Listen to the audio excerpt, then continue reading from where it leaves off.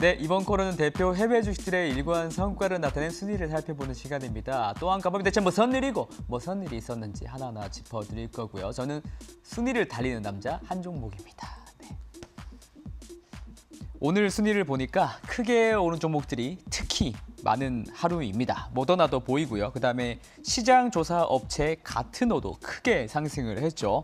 그다음에 빅토리아 시크릿은 어제만 하더라도 26%로 지금 종가가 마감이 됐는데 한국으로 치면 거의 상한가입니다. 대단하고요. 그다음에 5위에 언더아머가 있는 것을 보니까 리테일 의류 업체들이 좀 좋았던 하루였었습니다. 언더아머가 어제 장전에 실적을 발표했습니다. 아주 호실적이었었고요. EPS 비치 보이시죠? 그다음에 이제 리베뉴, 매출도 비치를 했는데 뭐 주당 순이익과 매출 모두 예상치를 상회했다는 거고요. 그리고 중요한 점은 올해 2021년 매출이 기존에는 이제 10% 후반대로 매출 성장이 일어날 것이다라고 예상을 했었는데 20%대로 올려 잡았다는 겁니다. 그러니까 가이던스가 상향됐으니까 투자자들이 또 열광을 한 것이고요. 언더아머 CEO 패트릭 프리스크라는 사람이 있습니다. 이 사람이 CNBC에 나와가지고 이제 나이키와 룰루레몬처럼 온라인 상점에 좀 더 많이 의존하도록 사업을 발전시켰다고 합니다. 그리고 한술 더 떠서 이런 경쟁사들보다 더욱더 프리미엄급에 가깝게 브랜드를 포지셔닝하는 게 목표였었는데 이를 잘 달성하고 있다는 게 호실적의 이유라고 밝혔었습니다. 이에 따라서 이것은 주가 차트와 주당 순이익 연간 차트인데요.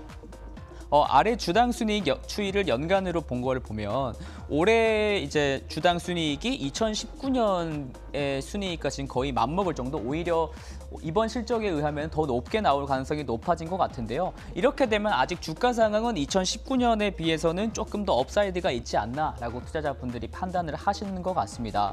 그리고 사실 언더아머와 의류와 이제 신발 중에서 약 3분의 1이 베트남 공장에서 생산이 되는데요. 동남아시아의 직물 공장 지역 내에서 코로나 확산이 굉장히 좀 심각을 했었는데 이렇게 호실적을 좀 낸 것을 보면은 공급망 훼손이 생각했던 것만큼은 좀 크지 않지 않았을까라는 기대감이 의류업계에 좀 전반적으로 긍정적인 영향을 준 것 같습니다. 그러면 바로 1위로 넘어가겠습니다. 빅토리아 시크릿이요. 로이 레이몬드라는 사람이 좀 설립을 했는데요. 참 고마운 사람 아닙니다. 미국에서 가장 큰 란제리 리테일러고요. 산하 브랜드로 조금 더 가벼운 느낌의 핑크, 좀 더 무거운 느낌의 블랙 이렇게 라인이 나뉘어요. 그리고 뭐 란제리만 판매하는 것은 아닙니다. 뭐 캐주얼 슬리브웨어라든가 운동복이라든가 향수도 판매하고요. 전 세계에 1,400개가 넘는 매장을 운영 중에 있습니다. 그러면 어제 이렇게 왜 많이 올랐느냐? 빅토리아 시크릿이 L 브랜드로부터 분사되어서 VSCO라는 티커로 거래된 첫날이기 때문입니다. 이런 홀로서기를 각 투자은행들이 긍정적으로 해석했던 게 상승의 이유라고 꼽히고 있고요.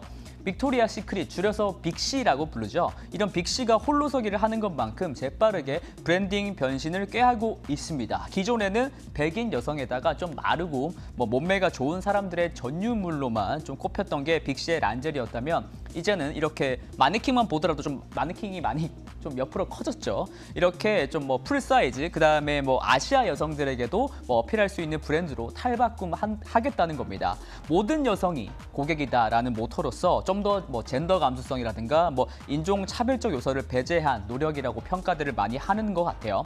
어쨌든 이렇게 되면 물건 찾는 사람들이 많아지니까 판매량이 늘 것 같긴 합니다. 그런데 많이 찾아와 주는 건 고마운데 할인은 안 하겠다고 했습니다. 룰루레몬의 정가 정책과는 좀 비슷한 것 같은데요.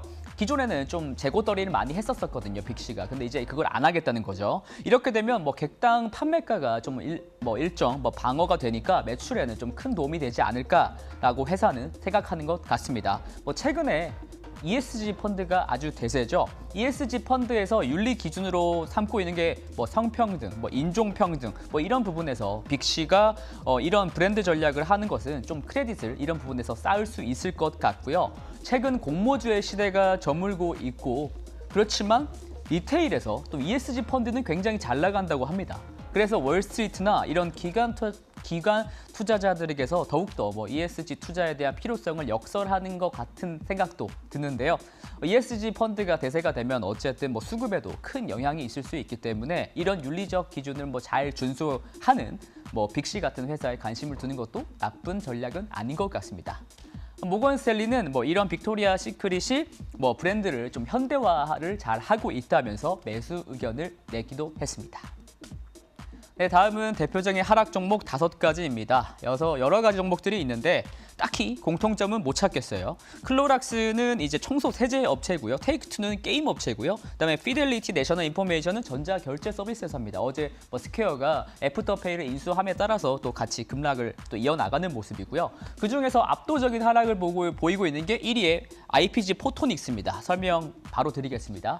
IPG 포토닉스는 고성능 레이저 광증폭기를 만드는 회사입니다. 세계 선두 업체고요. 경쟁 상황이 거의 없다고 합니다.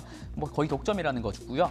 그런데 레이저, 뭐 증폭기 이런 단어들이 나오니까 조금 어려우실 것 같아서 제가 설명을 짧게 드리겠습니다. 레이저는 호일을 절단하거나 용접할 때 쓰이는 뭐 레이저이고요. 최근에는 이 레이저가 2차 전지를 만들 때 굉장히 많이 들어간다고 해요. 또 증폭기는요, 우리가 광 케이블 같은 건 잘 알잖아요. 근데 이 광 케이블에 들어가는 부품 중에 하나가 광 증폭기입니다. 광 케이블이라는 게 전기적 에너지를 빛 에너지로 바꾸는 뭐 그런 부품인 건데요. 근데 이 케이블에서 빛의 신호로 변환할 때 약해지지 않게 이 신호들을 중간중간에 증폭하는 게 바로 광 증폭기입니다. 근데 광 케이블이 결국 많이 깔려야 이제 광 증폭기도 매출이 늘어나는 거잖아요. 그래서 5G 시대에 아무래도 IPG 포토닉스가 관련주로서 곽광을 받았다고 볼 수가 있겠습니다. 한편 이제 유진 셔바코프 CEO가 이번 분기에 유럽과 미국에서는 수요가 좀 좋았었지만 중국에서의 수요가 조금 많이 안 좋았다, 충격을 받았다 이렇게 발언했었습니다. 세계에서 가장 2차 전지를 많이 만들기도 하고 5G를 열심히 깔고 있는 나라가 중국인데 이건 참 의아한데요. 문제가 미중 분쟁 때문에 중국에서 자국산 레이저를 좀 사용하는 풍토가 발생을 했고 중국에서의 경기 둔화 가능성도 엿보인다고 CEO가 발언을 한 겁니다. 그나저나 중국에서의 이제 자국산 사용이 중국의 내수난 뭐 경제가 강화되고 미중 간 경쟁 상황이 무역 분쟁이 물밑에서 지속 중인 것은 맞는 것 같습니다. 참 이것은 좀 걱정스러운 부분이고요. 네, 다음은 이제 순달람의 이제 히든 코너입니다. 오늘은 수요일이고요. 미래에셋증권에서 가장 재빠르시고 좀 스마트하신 2030 세대가 선택한 5종목 다 알려드리겠습니다. 젊은이들의 선택은 역시 성장주 일색이고요. 그중에서도 인터넷 소프트웨어 업체들로만 구성되어 있는 것도 참 재미있는 점입니다. 그런데 어제 크게 떨어진 종목이 있죠. 아까도 잠깐 나왔었지만 뭐 종목 코드가 껑껑치껑껑 텐센트입니다. 참 저도 옛날 사람인 것 같습니다. 여러분 다 알고 계시죠? 네. 텐센트의 일단 기업 설명부터 하자면 이제 많은 투자자분들께서는 텐센트에는 이제 뭐 중국의 카카오 정도라고 생각을 하고 계시는데 매출 구성을 보시면은 게임이 매출의 거의 30%에 육박할 정도로 게임 비중이 굉장히 큰 회사입니다. 게임이 중요하다는 거죠. 텐센트의 게임 중에서는 뭐 많은 분들께서 알고 계실 것 같습니다. 일단 리그 오브 레전드를 중국에서 서비스하는 회사고요. 그다음에 중국판 모바일 그 배틀그라운드인 이제 뭐죠? 화평정령을 또 서비스하는 회사기도 합니다. 그리고 문제가 되는 게 이 모바일 버전의 이제 리그 오브 레전드 모바일 버전이 왕자 영역인데요. 이 세 부분이 지금 게임 매출 다운로드 순위에서 항상 탑 10을 기록하는 회사 게임들입니다. 그래서 이제 게임 부분 매출이 이제 매년 꾸준하게 상승을 했었고 텐센트의 성장 동력이자 캐시카우로서 잘 작용을 하는 것들이었는데요. 하지만 이제 중국 미디어 감시 당국이 게임이 정신적인 아편이라면서 미성년자들의 게임 규제에 관해서 규제를 하자 텐센트는 장중 10%까지 급락한 사태가 벌어진 겁니다. 물론 막판에는 좀 축소를 하긴 했지만요. 근데 사실 전체 매출에서 미성년자 대상 게임 매출이 차지하는 비중은 2%밖에 안 됩니다. 근데 2%밖에 안 되는 미미한 수준인데도 이렇게 급락을 한 거 보면 아무래도 심리적인 면이 가장 크고요.